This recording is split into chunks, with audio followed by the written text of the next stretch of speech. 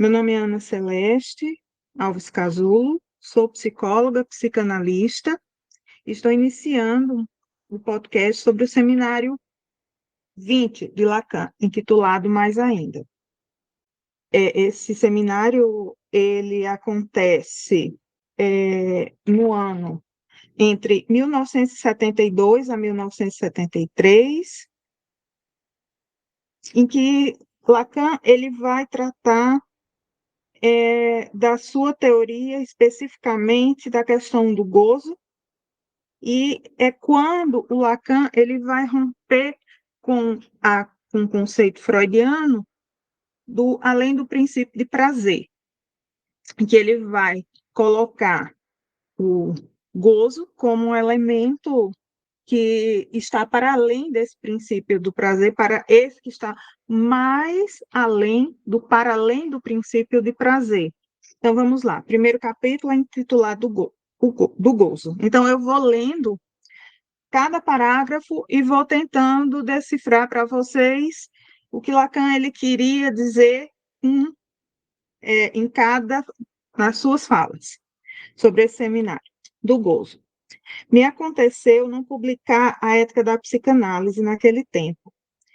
Era em mim uma forma de polidez, que você primeiro eu lhe imploro, ou eu lhe empeoro. Com o tempo, aprendi que podia dizer sobre isto um pouco mais, e depois percebi que o que constituía meu caminhar era do ordem do não quero saber de nada disso. É, sem dúvida, isto que o tempo faz com que ainda eu esteja aí, e que vocês também estejam aí.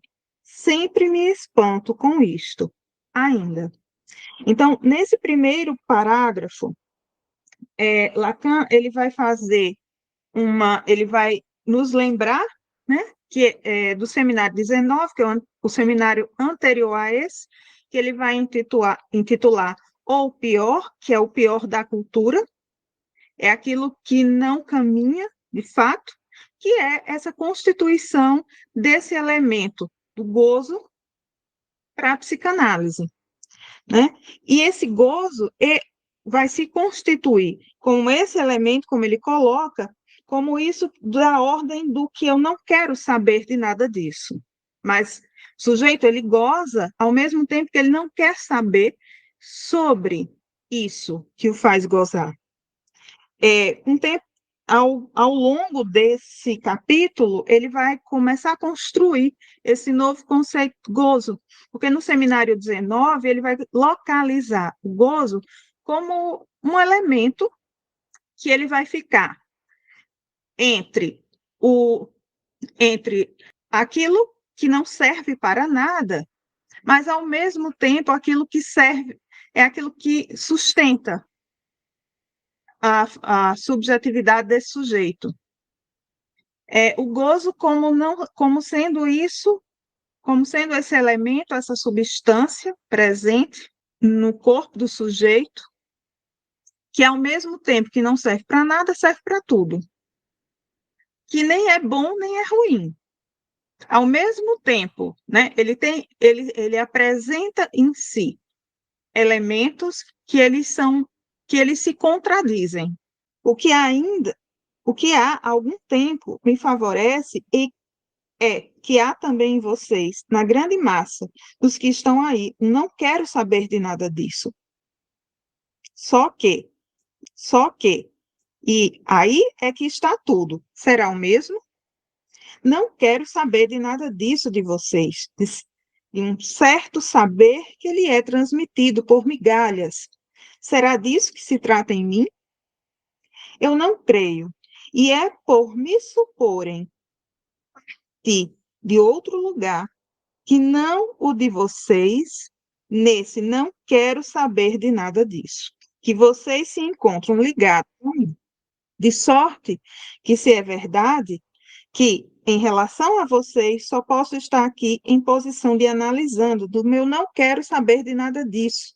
Daqui até que vocês atinjam o mesmo, haverá um pagamento. Então, nesse parágrafo, Lacan ele vai localizar, né, essa posição do analisando, como esse analisando que ele não quer saber sobre gozo, ele não quer saber sobre isso, ele, ele nega, né? Ele se apaixona, né? Porque Lacan ele vai colocar como uma das paixões do ser, né? Que a ignorância é a paixão pela ignorância, a paixão pelo não querer saber, porque a partir do momento em que o sujeito ele se apropria e ele sabe sobre esse elemento que está muito para além da racionalidade, esse elemento, essa forma de gozo, ele vai deixar de gozar dessa forma.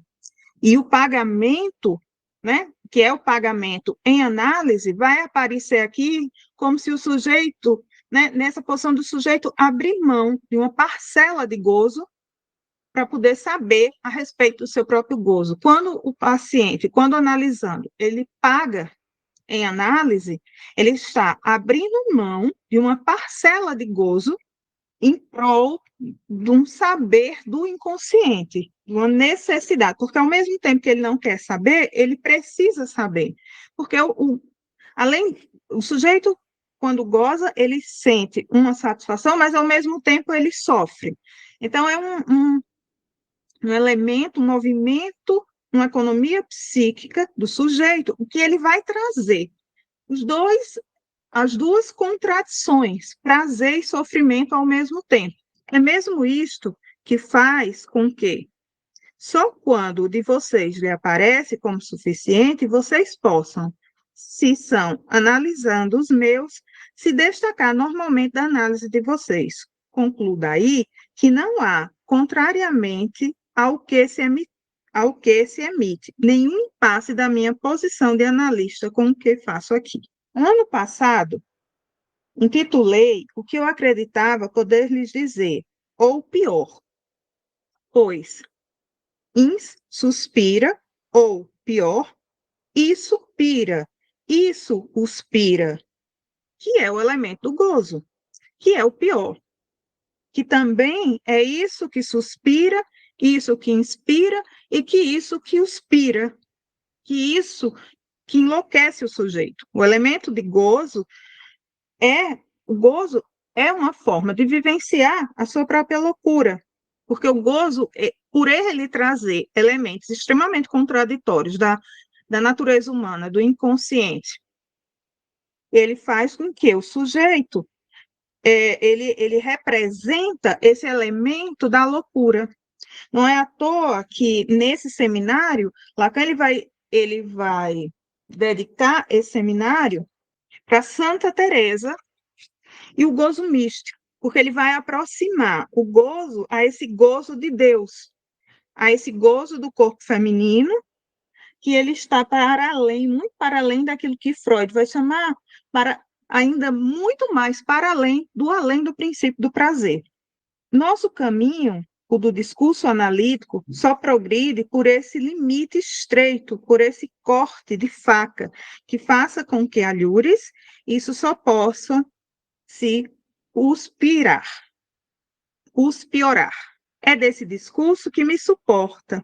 E para recomeçá-lo este ano, vou primeiro supor vocês na cama, uma cama de pleno uso de casal. Alguém, um jurista, que havia mesmo querido inquirir-se sobre o que é meu discurso.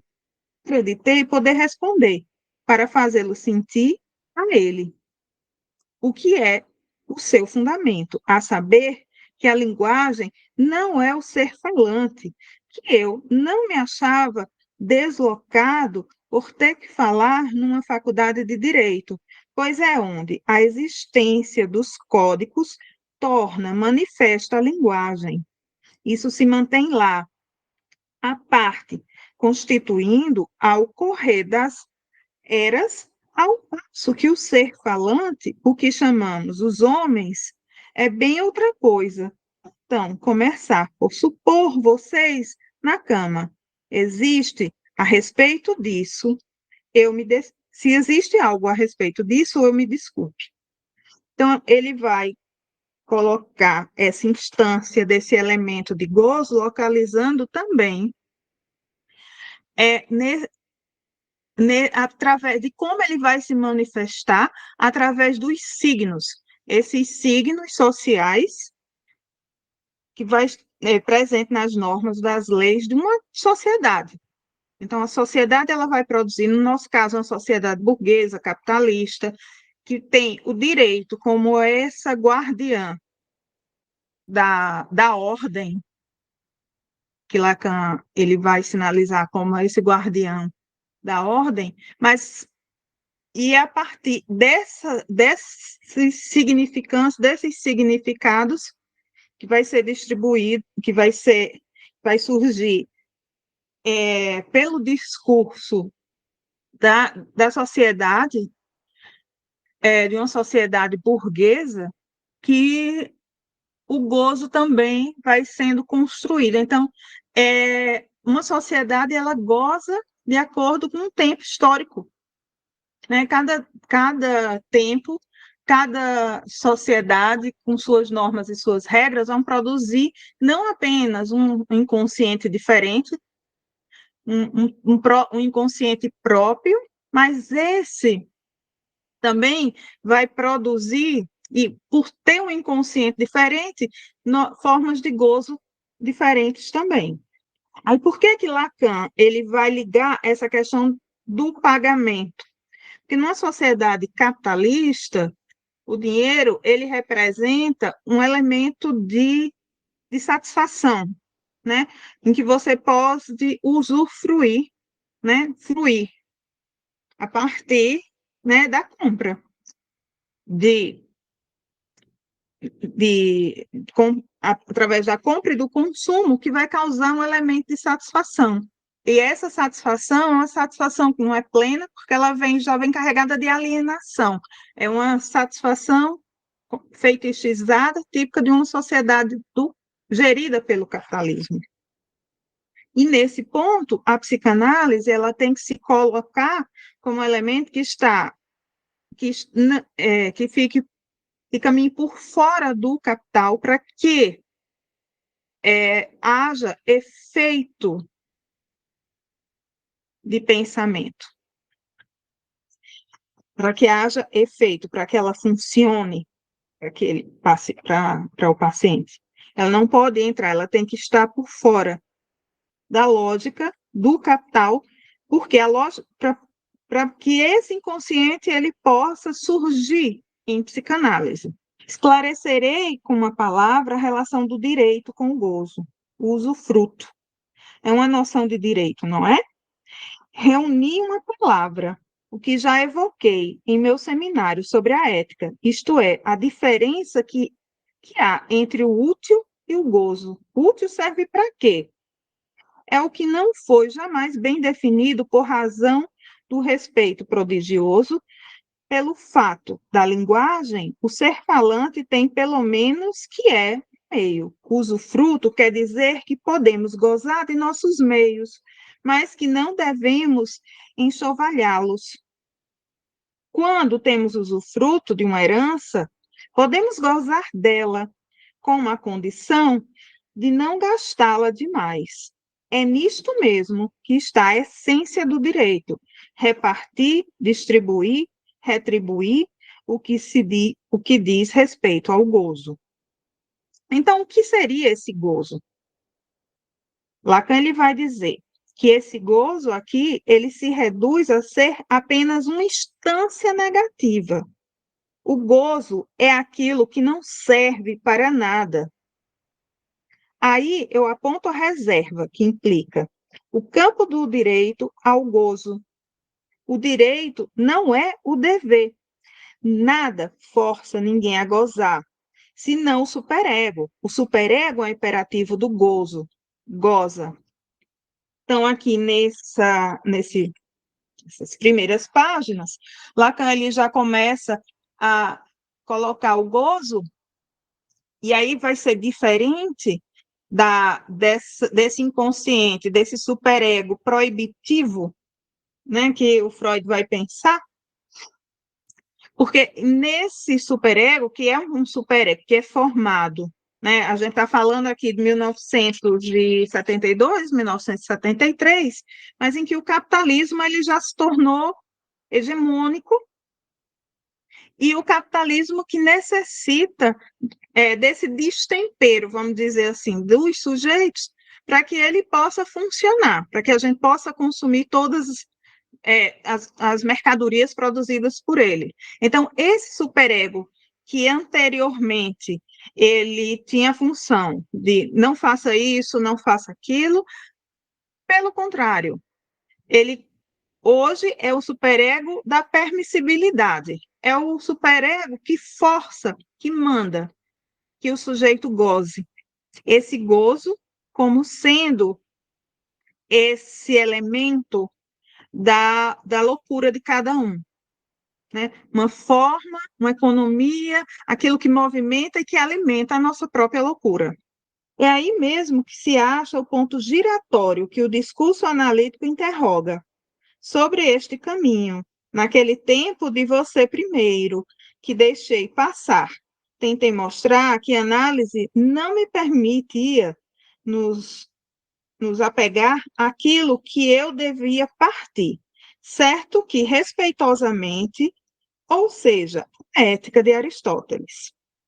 Um deslizamento no curso dos tempos se fez deslizamento que não é progresso, mas contorno, que dá consideração do ser, que foi a de Aristóteles, que conduziu ao utilitarismo de Bentham, quer dizer, a teoria das ficções, demonstrado na linguagem o valor de uso, ou seja, o estatuto de utensílio. É daí que tornei a interrogar sobre o que é do ser, do bem supremo, como objeto de contemplação, a partir do que acreditou-se antes poder se edificar uma ética. Então, Lacan que ele vai a ética para ele vai ser, né, que é no seminário 7, que ele vai falar da ética, ele também vai ter uma escrita, uns outros escritos sobre ética, que é um texto intitulado Kant com Sade, em que ele vai tentar pensar nessa ética kantiana, mais uma ética baseada nessa razão sensível, né, nessa razão ligada a uma aparência, e a ética de Sade, né? Que essa é ética em que ela vai estar para além, que ela vai desafiar as normas e as leis daquela sociedade. Então, o sujeito ele fica em meio que encruzilhado, numa encruzilhada entre as forças do inconsciente e os seus desejos, os seus impulsos e suas opções, ao mesmo tempo que ele precisa encontrar uma solução de compromisso para se encaixar no laço social. E uma ética, né, de um superego poderoso que manda o sujeito, né, que ordena que o sujeito ele experimente sempre uma parcela da sua própria loucura. Deixo-os então nessa cama, a inspiração de vocês.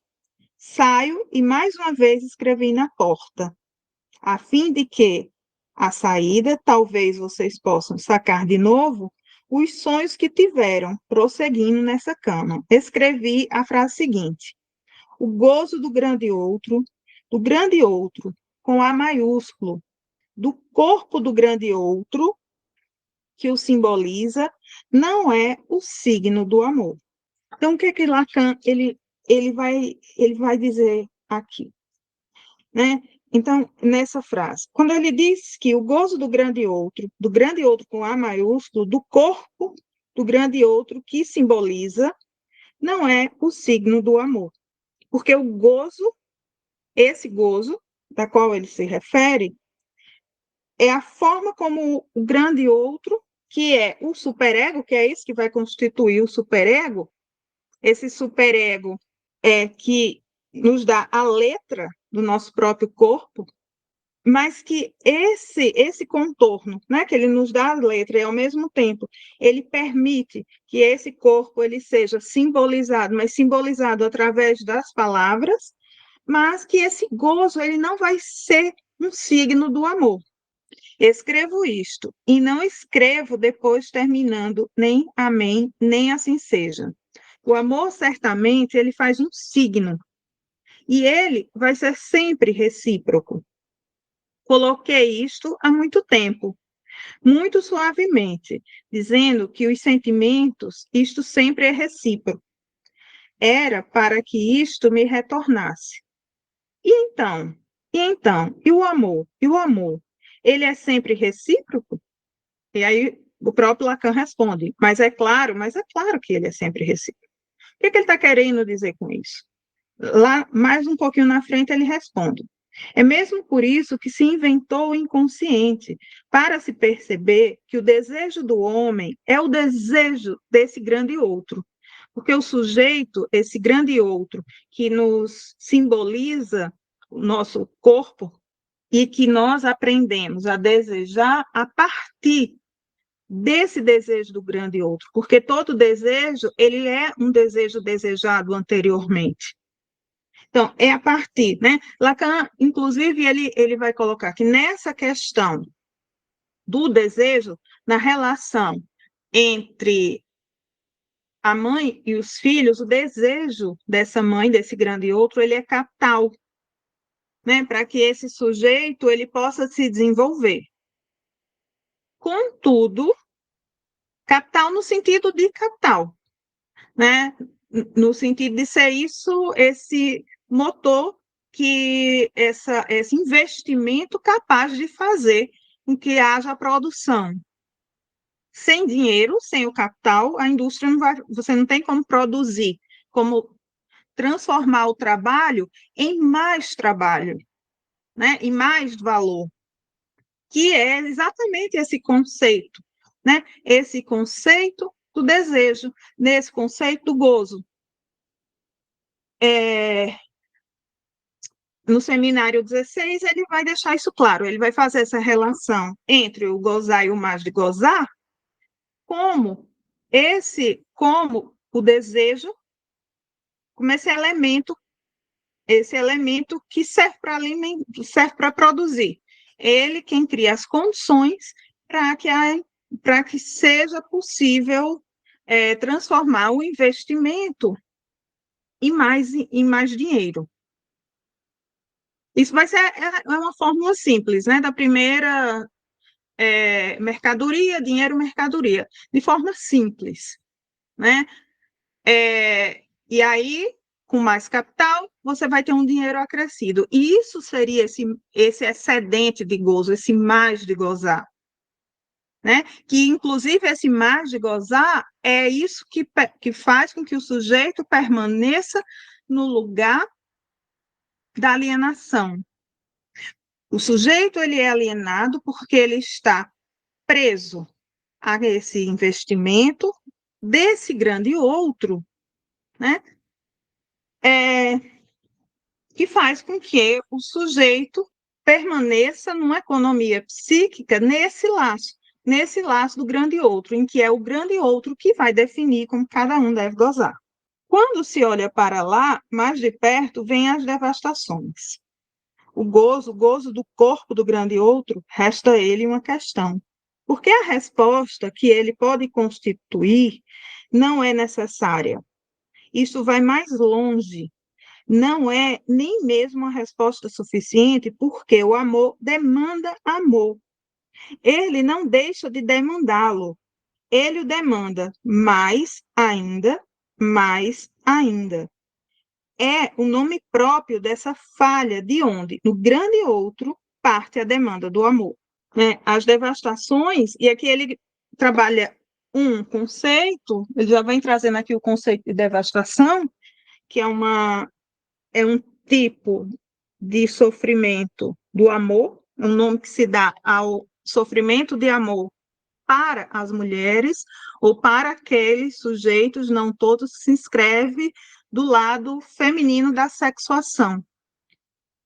Essa devastação ela acontece quando a demanda de amor ela retorna para o sujeito. Quando, a partir dessa demanda, ele encontra no lugar um vazio de não pertencer e de não estar presente nesse lugar de desejo desse grande outro, nessa demanda de desejo, nessa demanda de amor. Por isso que o desejo do grande outro, sobretudo o desejo da mãe, ele é capital.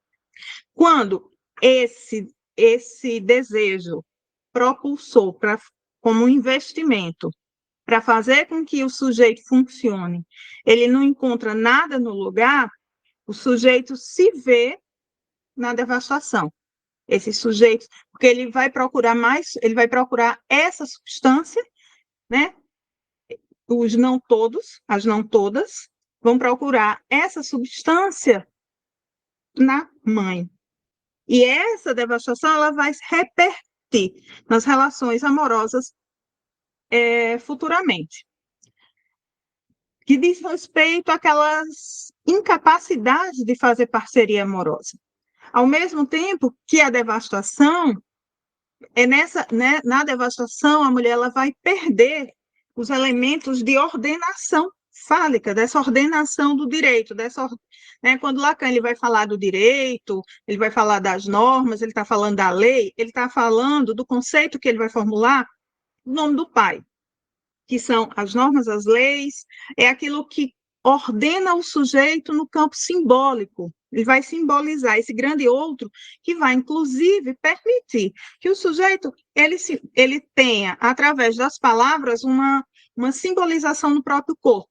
Sem essa lei, o sujeito ele vai ter um corpo totalmente fragmentado, que é o que a gente observa muito, que a Elizabeth na escola vai falar sobre as derivas identitárias, que é o sujeito que não se ordenou, que não teve uma ordenação, não completou esse processo edipiano, então ele fica numa relação sempre buscando desse grande outro materno, um lugar de desejo, ele não encontra, não entra no Édipo, não entra no complexo de Édipo, que é o homem, o pai, ele entra na vida dessa criança, e aí no Brasil você vai ter particularidades históricas, porque as figuras paternas, elas são muito enfraquecidas aqui no Brasil, você tem uma cultura em que a mãe é tudo e o pai não é nada, em que esse sujeito ele vai se sentir perdido, e ele vai o tempo inteiro olhar para o próprio corpo, né? Esse corpo que está fragmentado, e ele vai tentar se reinventar a partir desse corpo. Tem uma coisa muito interessante, um texto, né? em que a Heloísa Caldas ela vai falar sobre a questão da Frida, né? Essa questão desse corpo que está fragmentado, mas que, ao mesmo tempo, ela vai, através das vestes típicas, aquelas vestes indígenas, tentar dar uma solução, construir uma solução, uma amarração ao real do seu próprio corpo, algo que não foi possível encontrar no discurso da tecnologia médica da época, com suas cirurgias, medicações e próteses. Logo, a imagem do traje indígena de Frida se faz vestimenta para um corpo mordido pelo gozo, construindo um novo laço com o gozo forcluído de sentido. Então, é interessante porque nesse capítulo que Lacan ele vai, né, nessa conferência que ele vai intitular do gozo, curiosamente ele vai falar sobre isso na Universidade de Direito. Por quê? Porque o gozo ele se faz presente quando há uma forclusão desse nome do pai. Então o sujeito ele vai permanecer em uma posição de angústia, uma angústia de um corpo fragmentado. Então, de onde parte o que é capaz, de maneira não necessária e não suficiente, de responder pelo gozo do corpo do grande outro? Esse gozo não é do amor. É daquilo que, ano passado, inspirado, de certo modo, pela capela de Saint-Anne, que me carregava no sistema e me deixei chegar a chamar o amuro. Existe um muro, né, entre existe um muro, existe algo que não funciona, existe algo que não permite, né, que faz com que o sujeito ele fique à mercê. O amuro é o que aparece em signos bizarros no corpo. São esses caracteres sexuais que vêm do além, desse lado que temos acreditado podermos ocular no microscópio, sob a forma de germe, a respeito do qual farei vocês notarem que não se pode dizer que seja vida, pois aquilo também porta a morte do corpo por repeti-lo. E de lá que vem o mais, o em corpo, o ainda. É, portanto, falso dizer que há separação do soma e do germe, pois, por alojar esse germe, o corpo leva seus traços, traços no amor. Muito bem, são traços apenas. O ser do corpo certamente é sexuado, mas é secundário, como se diz. E como a experiência o demonstra, não é desses traços que depende o gozo do corpo no que ele simboliza, do grande outro. Aí o que é que Lacan está dizendo? Que para localizar o sujeito nessa posição, em uma das duas partes da sexuação, não tem nada a ver com o corpo biológico. O corpo biológico é uma coisa e o corpo do inconsciente, desse sujeito do inconsciente barrado, e o modo como ele goza é outra coisa completamente diferente. Lembrando, porque assim, a palavra infeliz, o gozo, que para a gente sempre remete à questão do orgasmo. Mas o gozo que Lacan fala, ele não é isso, mas é a parcela, a forma como cada sujeito ele vai lidar com o seu próprio corpo, com sua própria loucura. Porque gozo, ele é um elemento que ele está ligado sobretudo a pulsão de morte. Então, ele não tem nada de bom, né? Ele não é bom, não é não é uma satisfação, né? Mais plus, né? Como o Freud vai colocar no além do princípio de prazer, que o sujeito ele vai encontrar uma satisfação no sofrimento. O gozo não. O gozo ele faz sofrer, né? Mas ao mesmo e ele não serve para nada, mas ao mesmo tempo ele serve para determinar o lugar, a posição que esse sujeito vai se posicionar na relação entre os sexos, né? Se vai ser do lado feminino, se vai ser do lado masculino. E as derivações dessa forma de gozo, desse modo de gozar, vai ter dessa mistura. Então, você vai ter uma infinidade de formas de gozo a partir dessa determinação, desse investimento, que é capital, que é o desejo do grande outro, que, no caso, que é marcado pelo esse signo do amor, que é o signo paterno, porque o nome do pai ele é o signo do amor, né? Ele barra porque ele vai ordenar simbolicamente esse sujeito, fazendo com que ele saia dessa relação com a mãe. E é a partir desse movimento, de quando o pai faz essa separação, encaminha o sujeito para o amor, que o sujeito nasce verdadeiramente. Eu arrisco a dizer que antes de se completar o Édipo, o sujeito atravessar esse Édipo, você não vai ter um sujeito, né? Você vai ter essa criança, que é o caso das psicoses, por exemplo, que ele vai permanecer como um apêndice materno. Então, por isso o direito, né? Ele falar do direito e ele falar nessa universidade de direito, por uma questão, talvez coincidência ou não, mas ele conseguiu aproveitar esses elementos para nos sinalizar de como funciona, como surge esse elemento de perturbação, porque o gozo ele é uma perturbação. Aí Lacan ele vai e pergunta, do que é que se trata então no amor? O amor será que, como promove a psicanálise com uma audácia tanto mais incrível quanto isto mais vai contra toda a experiência e quanto mais ela demonstra o contrário, o amor. Será que é fazer um só? Eros, será ele tensão para o um? Então, assim, a tentativa, que ele vai falar na questão do amor e da tentativa a partir do amor de se fazer um, de se fazer um só, né? De fazer a partir do ato sexual, essa tentativa de se complementar, de se tornar uno, um. E aí ele pergunta, mas será que isso é possível? A gente se complementar com o outro a partir desse encontro sexual? Então ele continua. Há muito tempo que só se fala disso, do um a um. Com este enunciado é que dei suporte ao meu discurso do ano passado, é o seminário 19, ou seminário pior.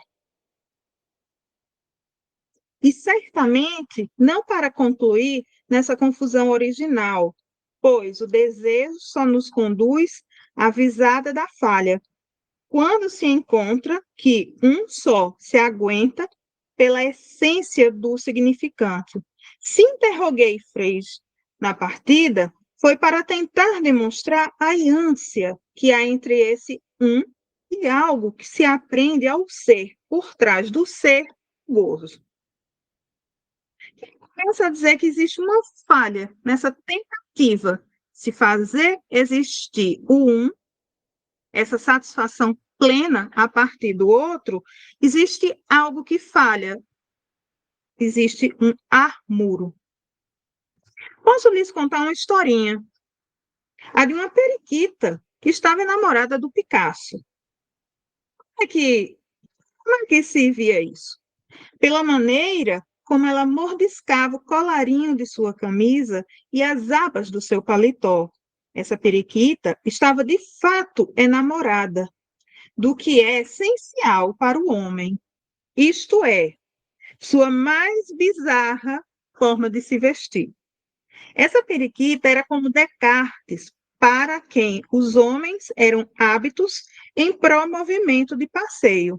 Os hábitos, eles promovem aquele movimento.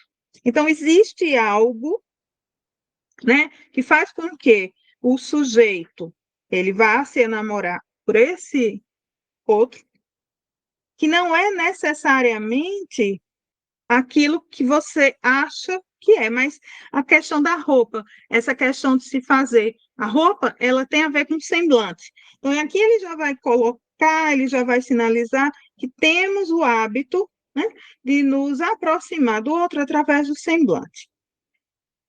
Gozar de um corpo, quando ele está sem as roupas, deixa intacta a questão do que faz um, quer dizer, a da identificação. A periquita se identificava com Picasso vestido, ou seja, ela se identifica com semblante. O que ele está querendo dizer aqui?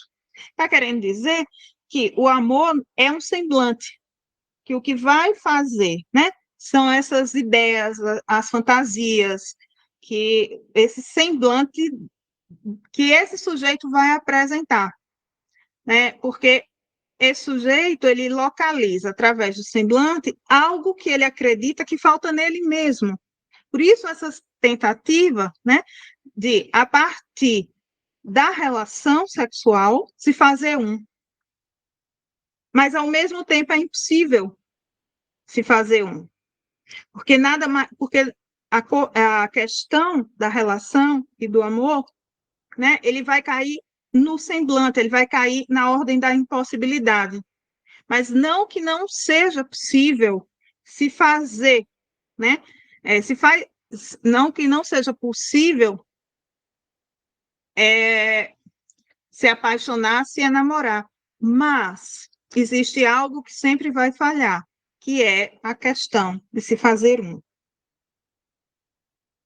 E tem mais, quando o sujeito, ele vê, né, esse sujeito que ele enamora, ele não está enamorado completamente desse sujeito em si, mas do objeto A, que é o que Lacan vai falar no seminário 11, dos 4 conceitos fundamentais, no texto que ele vai dizer em ti mais do que tu. Ele vai dizer exatamente que o sujeito, ele se apaixona e ele se enamora por esse objeto A, que na verdade é algo dele, né? Que ele vai depositar no outro, para que ele possa amar o outro. Veja como o Lacan ele vai colocar. Mesmo acontece com tudo que diz respeito ao amor. O hábito ama o monge, porque é por isso que eles são apenas um. Dito de outro modo, o que há sob o hábito e que chamamos de corpo talvez seja apenas esse resto que chamo de objeto A. O que faz aguentar-se a imagem é um resto. A análise demonstra que o amor, em sua essência, ele é narcísico e denuncia que a substância do pretenso objetal papo furado é, de fato, o que, no desejo, é resto, isto é, sua causa e esteio de sua insatisfação, se não da sua impossibilidade. O amor é impotente, ainda que seja recíproco, porque ele ignora que é apenas o desejo do ser um o que nos conduz a um impossível de estabelecer a relação dos dois, a relação dos quem? Dos dois sexos. Por isso que Lacan ele vai dizer que não existe relação sexual. Não o ato sexual. O ato sexual ele existe e é o ato que se satisfaz com o próprio fracasso. O encontro sexual, o gozo que surge é o gozo do próprio fracasso, da impossibilidade de se fazer um, na impossibilidade de se completar. Então, ficamos hoje por aqui. A partir da próxima semana, a gente vai terminar a parte 3 e a parte 4, para a gente entrar no segundo capítulo, que é sobre a questão da linguística. Obrigada a todos e boa leitura.